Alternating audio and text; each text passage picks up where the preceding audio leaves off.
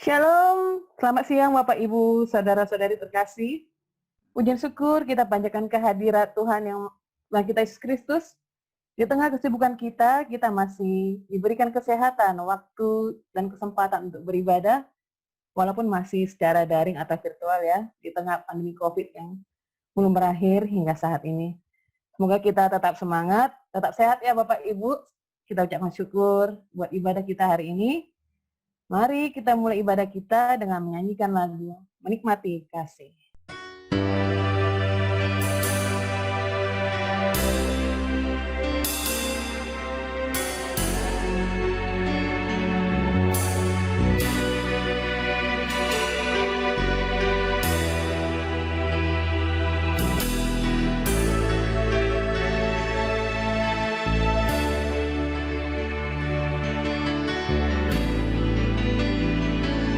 Saat indah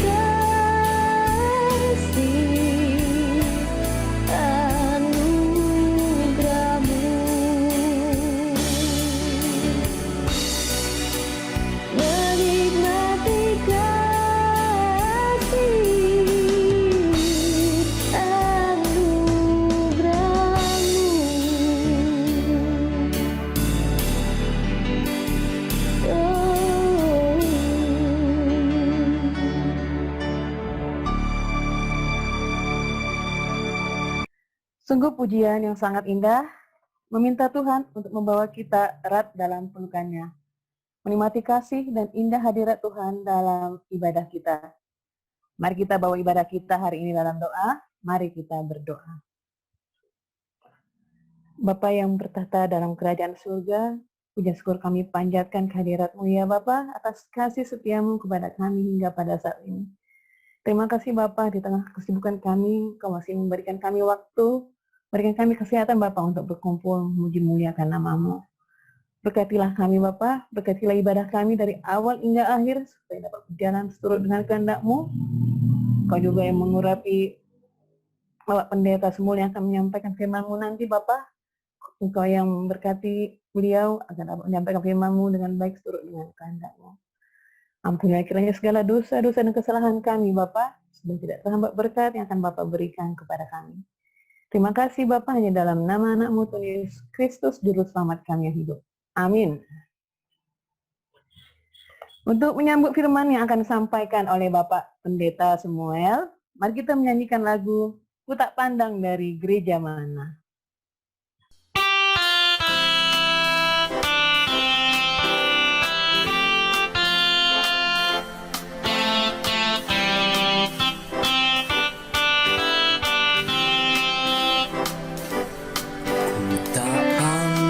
Dari gereja mana, asal kau berdiri atas firman-Nya. Bila hatimu seperti hatiku, kaulah saudara dan saudariku.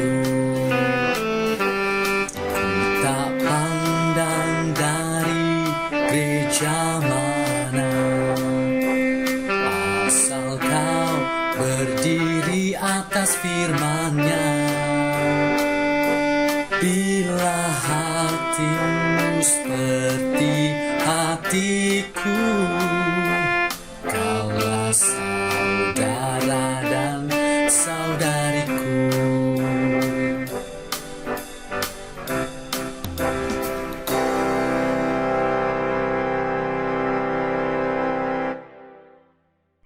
Kepada Bapak Pendeta Samuel Akihari, dipersilahkan. Tuhan, kami bersyukur bahwa di tengah-tengah kami ada kesempatan lagi untuk kami merenungkan kebenaran firman Tuhan.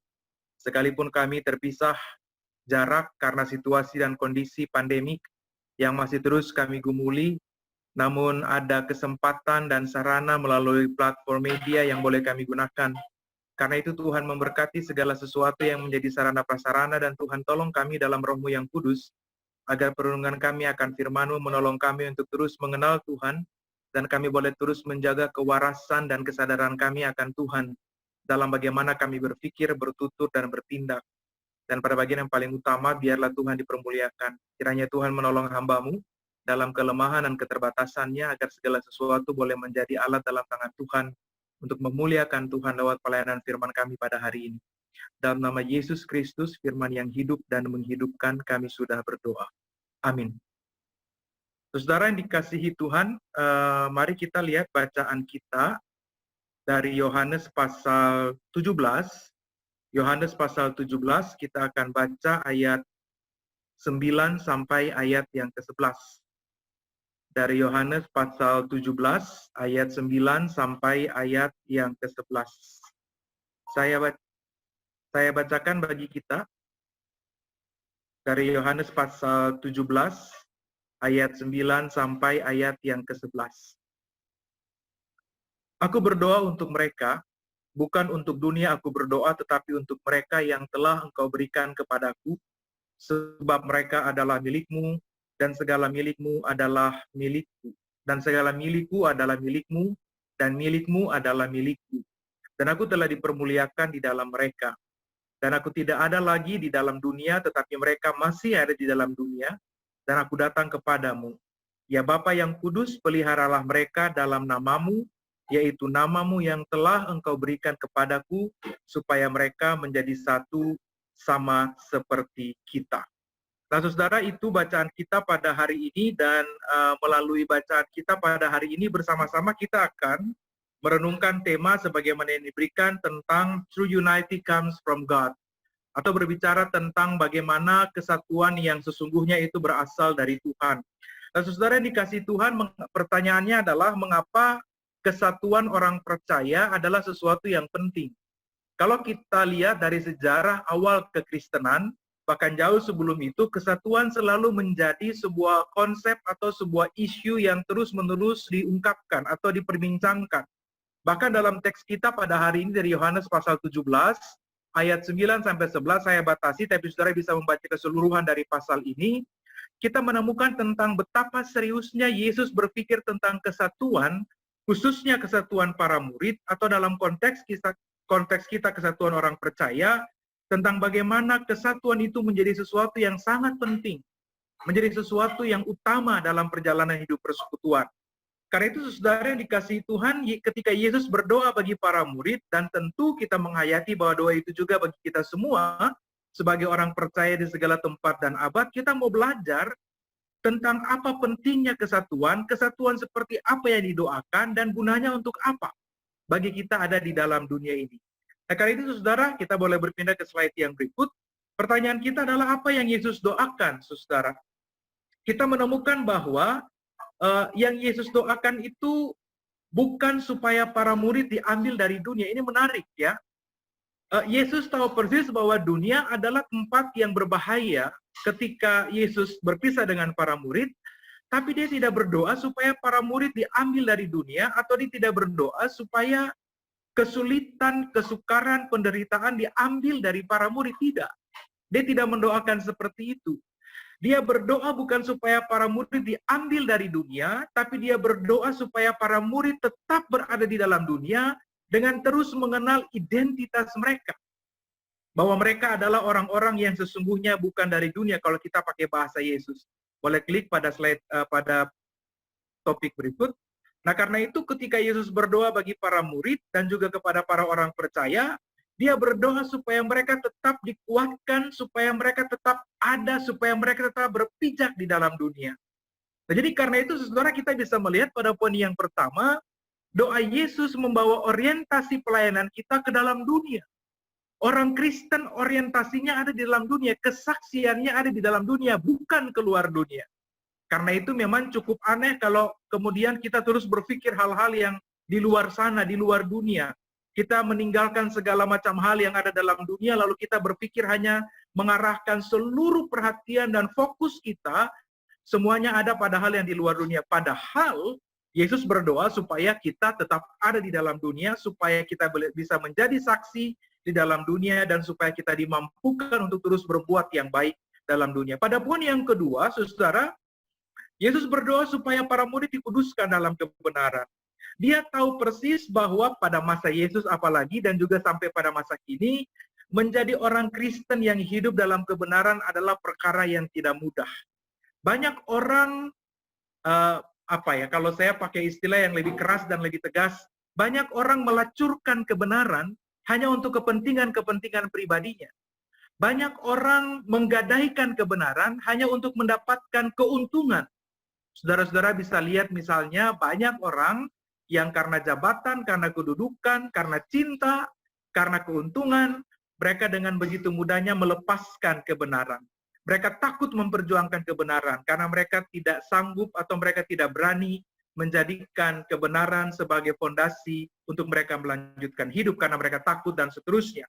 Nah, karena itu ketika Yesus berdoa supaya para murid dikuduskan dalam kebenaran, ini menjadi sebuah acuan supaya saudara dan saya, para murid Kristus, orang yang percaya pada Tuhan, ketika kita ada di dalam dunia, kebenaran menjadi hal yang penting bagi kita. Dan tentu, saudara, kebenaran yang dimaksudkan bukan kebenaran versi dunia. Karena kita melihat dalam banyak pengalaman, dunia punya standar kebenarannya sendiri-sendiri. Kebenaran saya dan kebenaran saudara bisa berbeda. Kebenaran kita dengan kebenaran orang lain bisa berbeda. Tapi ketika Yesus bicara tentang kebenaran dalam versi ini, adalah kebenaran yang didasarkan pada pengajarannya. Akulah jalan dan kebenaran dan hidup, kata Yesus. Barang siapa percaya kepadaku, ia tetap hidup barang siapa, akulah jalan dan kebenaran dan akulah jalan dan kebenaran dan hidup. Tidak ada seorang pun yang datang kepada Bapa kalau tidak melalui aku. Dia sedang menunjukkan bahwa dirinya adalah jalan kebenaran dan karena itu kita percaya kepada dia. Dan karena itu seluruh acuan kebenaran kita dalam dunia ini harus diarahkan dan dipandu oleh kebenaran Tuhan itu sendiri. Nah karena itu ketika dia telah mendoakan kita ada dalam dunia, kita hidup dalam kebenaran yang telah dia tetapkan, maka pada poin yang ketiga, yang kemudian menjadi tema kita pada hari ini, dia berdoa supaya para murid menjadi satu. Nah, saudara, ini penting. Mengapa pentingnya Yesus berdoa supaya para murid menjadi satu? Yesus menyadari, apalagi dalam konteksnya pada waktu itu, Yesus sadar betul bahwa orang terpecah-pecah dalam banyak kongsi itu hal yang wajar sekali. Dia tahu persis bahwa dunia dengan segala macam kelicikan, teknik mengadu domba, dan hal-hal yang penuh dengan kepentingan, dapat saja mencobai persekutuan para murid dan orang percaya supaya mereka terpecah-pecah. Karena itu, dalam teks kita tadi dia berdoa supaya para murid menjadi satu, sama seperti dia dan Bapa adalah satu. Maka pertanyaannya, slide yang berikut, kesatuan seperti apa yang Yesus maksudkan? Yang Yesus sedang doakan, saudara, poin pertama, bukanlah kesatuan fenomenal. Kesatuan fenomenal itu kesatuan yang semua orang secara fenomenal berkumpul menjadi satu karena satu kepentingan. Contoh misalnya orang berdemo gitu ya. Orang berdemo supaya mereka punya kepentingan yang sama menjadi satu, mendobrak segala sesuatu, dampaknya bisa buruk juga. Bukan kesatuan seperti ini. Orang berkumpul dalam masa yang besar untuk memenangkan sesuatu, bukan itu tujuan Yesus. Jadi bukan kesatuan fenomenal. Yesus juga tidak berdoa dalam konteks kesatuan egosentris. Poin yang kedua, bukan kesatuan egosentris. Kesatuan egosentris itu artinya kalau kita kalau dalam konteks Alkitab misalnya, kalau kita sudah sama-sama bersunat misalnya, maka kita bersatu, bukan itu. Kalau kita sama-sama dari suku yang sama berarti kita bersatu, bukan itu. Kalau kita pakai seragam yang sama lalu kita bersatu, bukan itu tujuan Yesus. Jadi bukan kesatuan fenomenal, bukan kesatuan egosentris, tapi Yesus berdoa pada poin yang ketiga supaya para murid menjadi satu di dalam kesatuan spiritual. Poin yang ketiga dari tujuan dari doa Yesus kepada para murid adalah supaya mereka menjadi satu di dalam sebuah kesatuan spiritual. Nah, saudara, ketika kita bicara tentang kesatuan spiritual, boleh ditik ke slide poin yang ketiga, kesatuan spiritual ini berarti bahwa kesatuan ini menjadi landasan, masih tetap pada slide yang sebelumnya, kesatuan spiritual adalah sebuah dasar yang menolong para murid berpijak pada landasan yang tepat. Karena ketika orang bicara pada kesatuan spiritual, maka dasarnya adalah Tuhan sendiri. Ketika orang berbicara pada kesatuan spiritual, maka dasarnya adalah Bapa, Putra, dan Roh Kudus. Ketika orang bicara dalam kesatuan spiritual, maka konsensusnya adalah iman bersama pada Tuhan yang sama. Jadi di dalam kesatuan spiritual, orang melepaskan kesatuan fenomenal, orang melepaskan kesatuan egosentris, tapi orang berada pada sebuah kesatuan spiritual, kesatuan atas nama Tuhan untuk melakukan perbuatan-perbuatan yang baik. Nah, mengapa kesatuan ini menjadi penting, saudara? Karena Yesus tahu persis bahwa hanya di dalam kesatuan seperti inilah orang bisa dipersatukan dan orang bisa dipersekutukan. Kalau kita belajar sejarah gereja misalnya, kita akan menemukan bahwa pada awal gereja bertumbuh, gereja itu hanya bisa disatukan dengan kesatuan yang ketiga ini, kesatuan spiritual. Waktu itu belum ada pengajaran yang satu, belum ada liturgi yang sama, belum ada pengakuan iman atau kredo yang sama.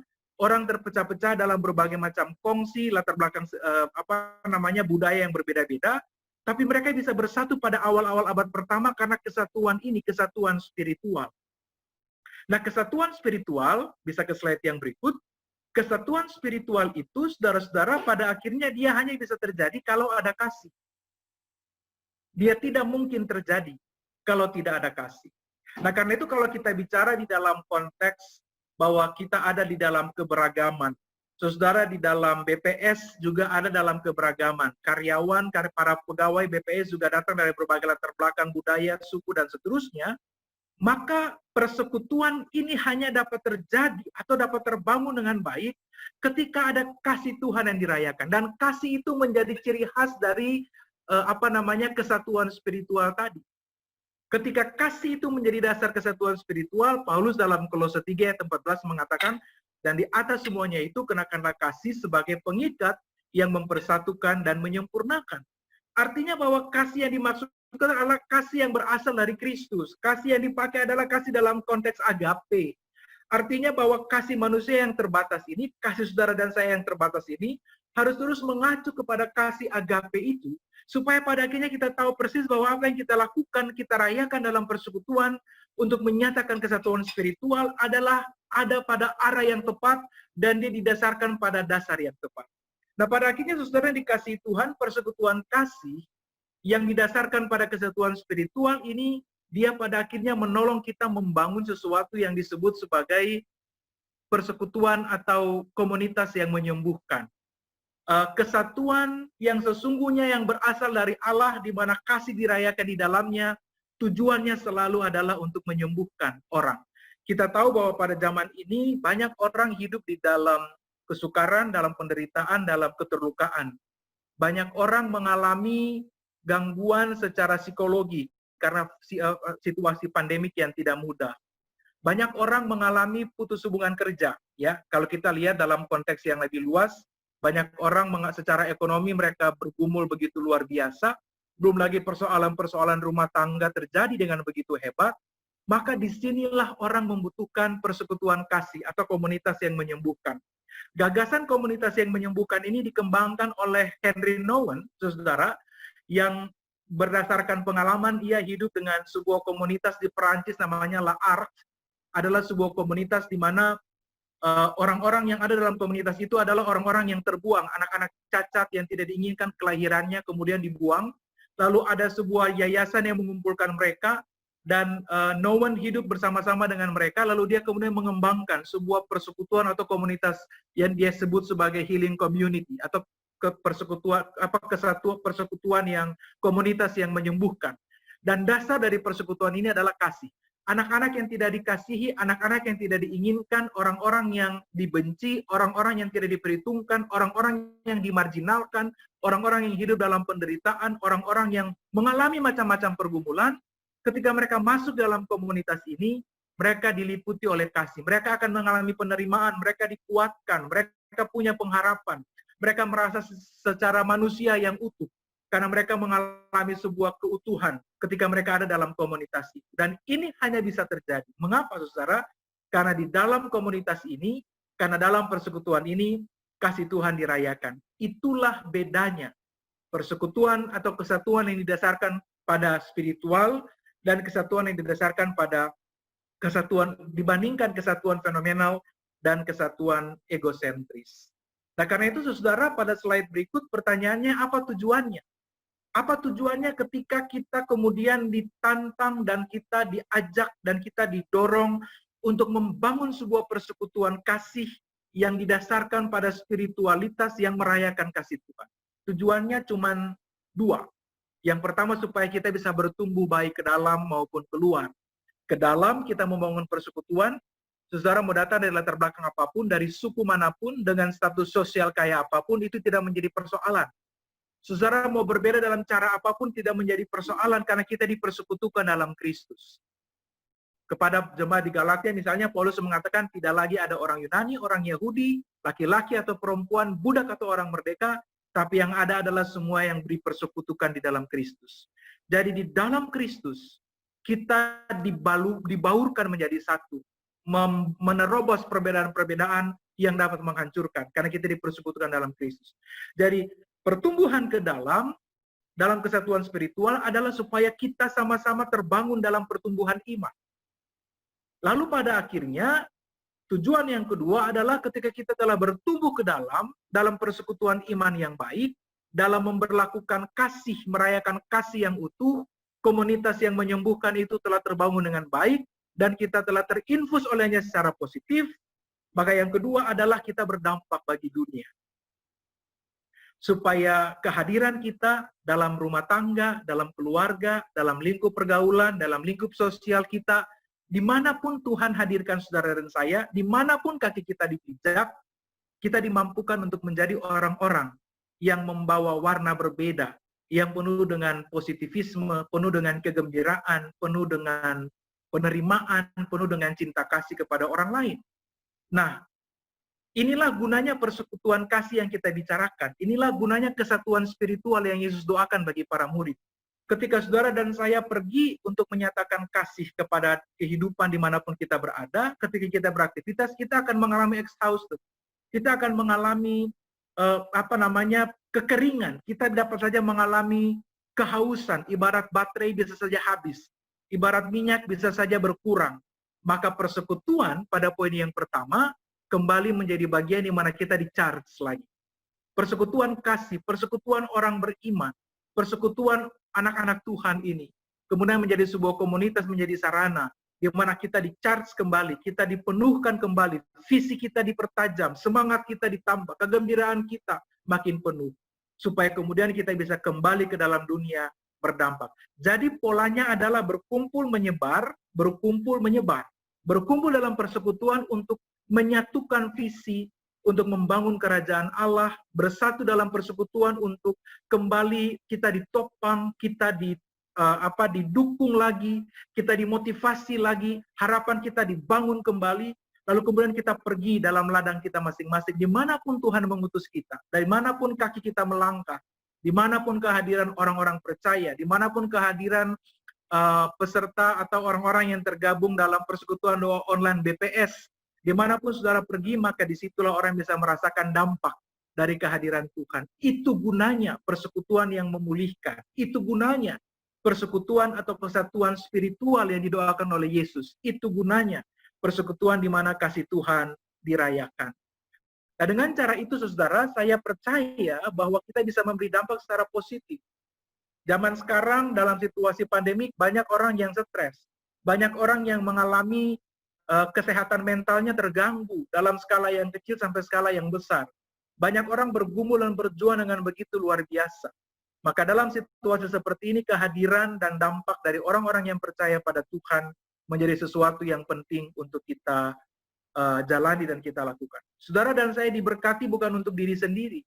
Kita mengalami anugerah Tuhan itu tujuannya ada supaya kemudian kita bisa membagi anugerah itu kepada orang lain. Ketika Rasul Paulus dia bertobat dan dia mengalami hidup dalam anugerah Tuhan, dia merasa bahwa ada sesuatu yang berbeda. Dia merasa bahwa hidup dalam anugerah adalah sesuatu yang begitu luar biasa. Karena itu orang yang telah mengalami anugerah Tuhan, dia tidak akan diam hanya untuk dirinya sendiri. Dia tidak hanya menikmati anugerah Tuhan bagi dirinya sendiri. Tapi dia tahu persis bahwa anugerah itu adalah sesuatu yang harus dibagikan kepada orang lain. Karena itu mengapa Paulus mati-matian membawa anugerah itu dalam seluruh jalan penginjilannya. Dan itu juga kiranya menjadi inspirasi bagi saudara dan saya. Karena kita telah mengalami anugerah Tuhan. Karena kita telah mengalami berkat dan pemeliharaan Tuhan dalam berbagai bentuk. Maka kita tidak bisa diam hanya untuk diri kita sendiri. Kita tahu persis bahwa apa yang Tuhan anugerahkan bagi kita adalah supaya kita mampu untuk membagikan itu dalam kehidupan orang lain. Jadi, apapun yang saudara punya yang Tuhan hadirkan dalam hidupmu, apapun talenta, apapun kelebihan-kelebihan yang Tuhan anugerahkan bagimu, ketika itu diramu di dalam persekutuan kasih, maka itu menjadi dasar yang cukup untuk pergi dan melakukan sesuatu yang berdampak bagi kehidupan. Tidak peduli atau bukan soal apa yang saudara lakukan besar atau kecil. Tapi ketika itu dilakukan dengan kasih yang besar, seperti kata Teresa dari Kalkuta, Teresa dari Kalkuta mengatakan kita dipanggil bukan untuk melakukan perbuatan-perbuatan besar, tapi kita dipanggil untuk melakukan perbuatan-perbuatan kecil dengan cinta yang besar.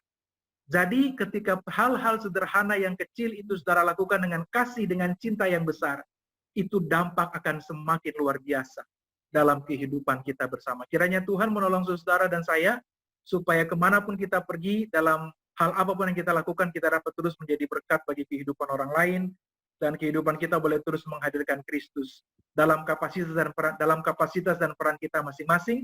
Kita mulai dari lingkup keluarga, lalu kemudian dalam lingkup pergaulan, lingkup pekerjaan, ya, pelayanan kita, dan dimanapun Tuhan hadirkan saudara dan saya.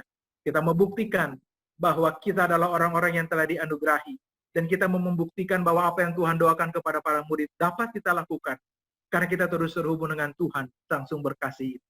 Kiranya Tuhan memberkati dan Tuhan menolong kita semua, supaya kita punya semangat dan kemampuan untuk melanjutkan hidup dalam kasih dan pertolongan Tuhan. Tuhan memberkati kita.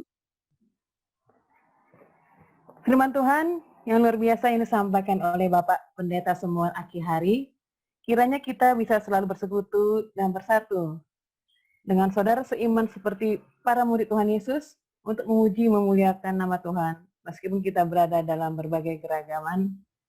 Dengan kasih, kita memiliki kesatuan spiritual. Untuk merespon firman Tuhan, mari kita menyanyikan lagu "Oh Betapa Indahnya".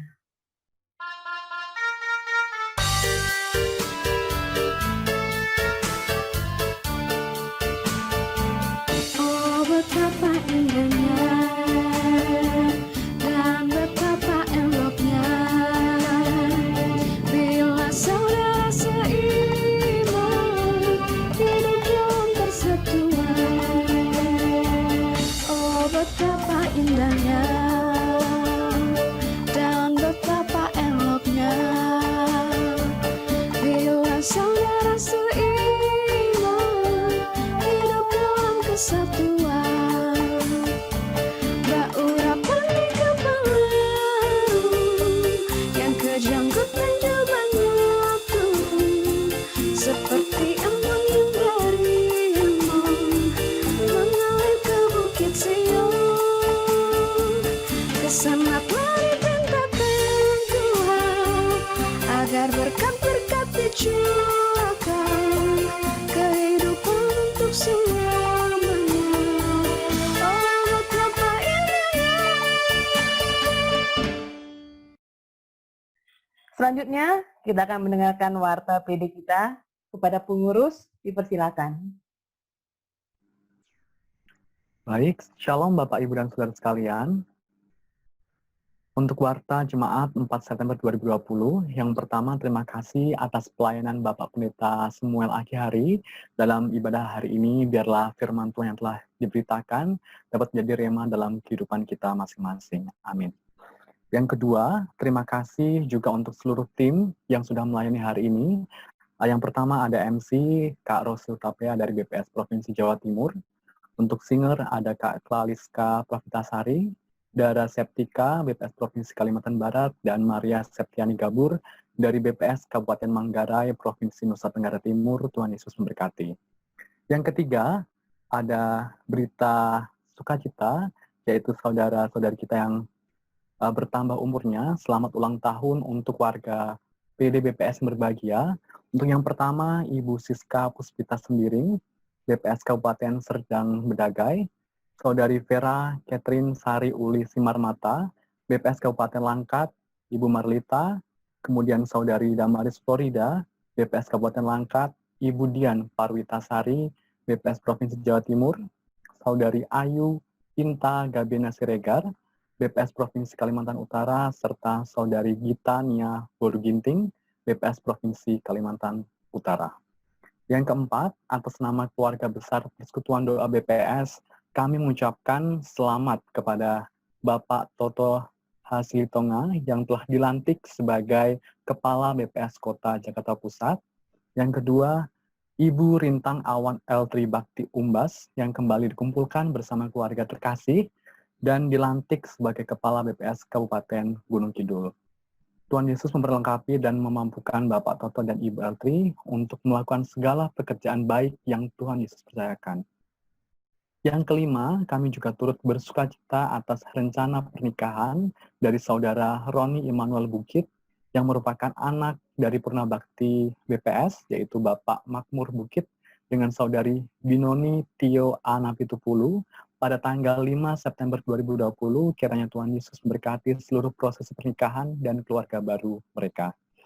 Yang keenam, juga berdoa bagi pemulihan kesehatan Ibu Harmawanti Marhaini, Ibu Herlina, Saudara Ezra Doni, dan Saudari Filda Tri Lestari Simbolon.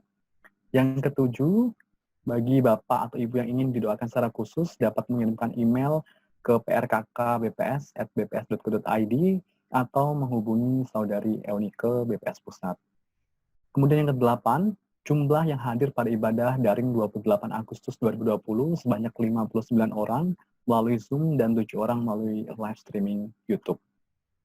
Kemudian yang ke-9, selama ibadah daring, jemaat dapat memberikan persembahan melalui Bendahara Persekutuan Doa BPS, Ibu Dewi Rismaya Marpaung pada rekening BRI nomor 1257 01007539 Persembahan yang telah dikumpulkan pada ibadah Jumat 28 Agustus sebesar 120.000.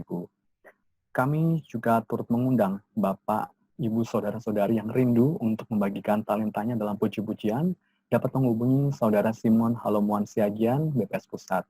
Dan yang terakhir, kami juga mengundang Bapak, Ibu, Saudara-saudari sekalian untuk ikut dan hadir dalam ibadah persekutuan doa kita pada minggu depan dengan tema Unity in Community dengan pembawa firman yaitu Pendeta Evangelis Triawan Wicaksono. Baik, demikian adalah warta jemaat pada hari ini. Saya kembalikan kepada MC. Terima kasih. Kita akan mengakhiri ibadah kita pada hari ini. Marilah kita melaksanakan firman Tuhan yang telah kita dengar, kita menjadi berkat bagi sesama. Sebelum doa syafaat dan sekaligus doa penutup dan berkat yang akan disampaikan oleh Bapak Pendeta, mari kita angkat pujian Satukan Kami.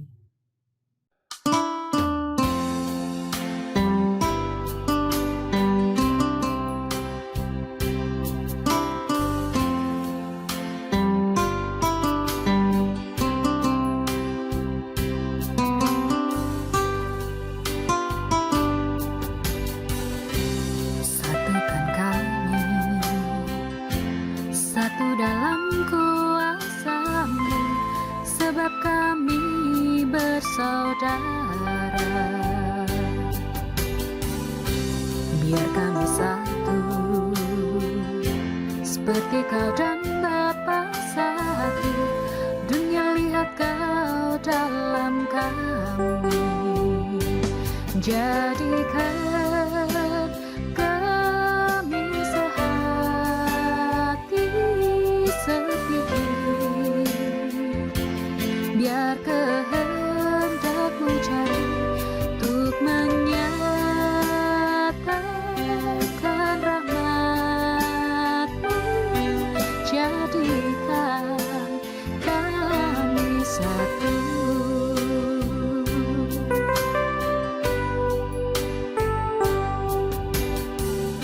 Satukan kami, satu dalam kuasa-Mu, sebab kami bersaudara. Biar kami satu, seperti Kau dan Bapa satu. Dunia lihat Kau dalam kami, jadikan kami sehati sepikir. Biar kehendak-Mu jadi untuk menyatakan rahmat-Mu. Jadikan kami satu,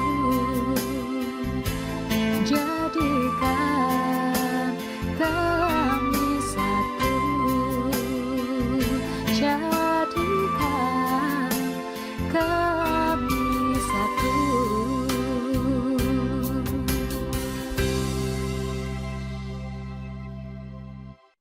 Sekali lagi, pada Bapak Pendeta, dipersilakan untuk membawa doa syafaat sekaligus doa penutup dan berkat. Kami mau berdoa, Tuhan menyerahkan kehidupan bangsa dan negara kami di tengah-tengah tantangan dan pergumulan. Secara khusus kami berdoa menyerahkan fase new normal yang telah kami masuki pada hari ini, pada waktu-waktu ini. Tuhan berkati dan Tuhan topang kami, supaya kami juga boleh menjadi orang-orang yang bersama-sama menjaga kedisiplinan dalam menjaga protokol yang sebagaimana ditetapkan. Kami berdoa kiranya Tuhan menolong pemerintah, baik pusat sampai ke daerah dalam segala penanganan terbaik situasi yang tidak mudah. Kami mempercayakan semuanya kepadamu, hikmat Tuhan ada atas mereka. Kami berdoa juga menyerahkan proses uji klinis calon vaksin COVID-19 yang sementara dilakukan. Tuhan memberkati dan Tuhan menopang berbagai bagian yang mengambil bagian dalam proses ini. kiranya semuanya boleh dilanjutkan dan dilalui di dalam pertolongan Tuhan dalam hikmat yang Tuhan anugerahkan. Kami berdoa juga pada hari ini mengingat pendidikan bagi anak-anak kami di berbagai bagian Indonesia yang bergumul dengan pembelajaran jarak jauh. Tentu tidak mudah bagi mereka. Ada banyak sekali tantangan dan kesulitan, tapi kiranya semangat dan kegembiraan tetap meliputi mereka, supaya di dalam segala upaya bersama, baik anak-anak maupun para orang tua, juga bisa dapat bekerja bersama untuk memenuhi apa yang menjadi tanggung jawab bersama. Kami berdoa secara khusus menyerahkan BPS. Tuhan memberkati sensus penduduk tahun 2020 yang dilaksanakan sepanjang bulan September.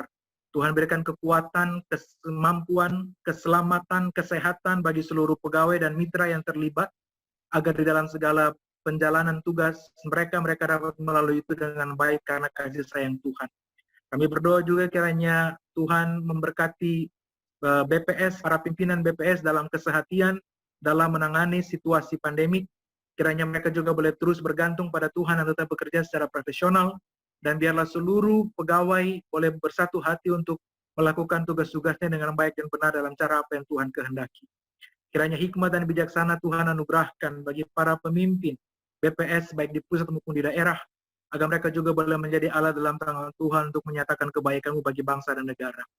Kami berdoa bagi pemulihan kesehatan saudara yang kami kasihi, bagi Ibu Harmawanti Marhaini, Ibu Herlina, Saudara Doni, Saudari Filda Trilestari Simbolon, juga bagi saudara kami yang lain yang sedang sakit dan bergumul, Tuhan juga kiranya menyertai memberkati mereka. Dengan segala upaya pengobatan yang berlangsung, kiranya semuanya boleh mereka lalui dengan baik di dalam kasih dan pertolongan Tuhan. Bapa di surga, kami juga berdoa menyerahkan kami semua yang sedang bergumul dalam berbagai tantangan dan pergumulan, dalam berbagai bentuk, melalui itu semua dalam satu keyakinan, bahwa kami tidak pernah sendiri, tapi ada Tuhan yang bersama-sama dengan kami.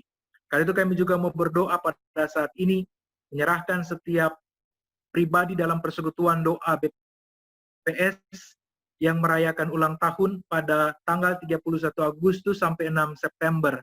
Tuhan memberkati mereka dengan usia bertambah yang Tuhan anugerahkan, agar makin hari mereka bertumbuh dalam iman, mereka semakin mencintai Tuhan, dan mereka boleh menjadi alat berkat untuk menyatakan kasih di tengah-tengah hidup di mana Tuhan tempatkan. Semua yang menjadi doa dan pengharapan mereka terjadilah seperti yang Tuhan kehendaki. Lalu kami berdoa kiranya Tuhan juga menyertai setiap anggota PD dan keluarga, hubungan dengan keluarga dipulihkan dan mereka semakin dekat dengan Tuhan. Dalam seluruh tantangan, pergumulan, kerinduan, doa, dan harap, kami bawa semuanya di dalam tangan pengasihan. Terima kasih Tuhan bagi kami semua yang hadir dalam doa online pada hari ini. Tuhan juga kiranya memberkati dan Tuhan memampukan kami, agar kami boleh terus berjalan di dalam bersama dengan Tuhan, menapaki hari-hari hidup yang Tuhan anugerahkan. Terima kasih untuk semua yang boleh Tuhan hadirkan dalam hidup kami. Dan kami bawa setiap doa dan pengharapan iman kami, dalam satu keyakinan bahwa semuanya terjadi di dalam Tuhan, dan Tuhan menopang kami untuk menerima kehendak-Mu yang terbaik. Karena itu kami menyatakan doa dan pengharapan iman kami dalam nama Allah Bapa, Putra Tunggal Yesus Kristus, dan di dalam tuntunan kuasa Roh Allah yang kudus. Dan kami mohon biarlah anugerah dan sejahtera dari Allah Bapa dalam Kristus Yesus, dalam tuntunan kuasa Roh Kudus menyertai, memberkati, menopang, memulihkan kami semua, dari saat ini terus kekal sampai selama-lamanya. Amin.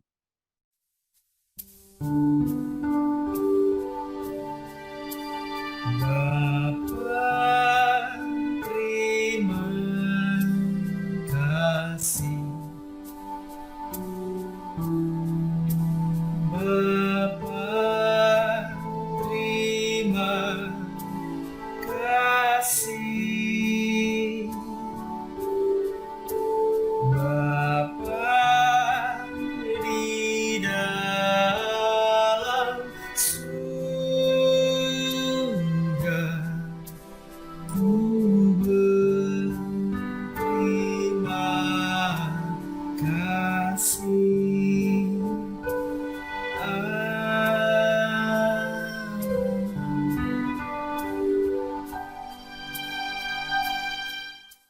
Selesai sudah ibadah kita pada hari ini. Terima kasih banyak atas partisipasi dan kehadiran Bapak Ibu saudari-saudari sekalian dalam ibadah ini. Sampai berjumpa kembali di ibadah PD minggu depan. Tuhan Yesus memberkati. Shalom.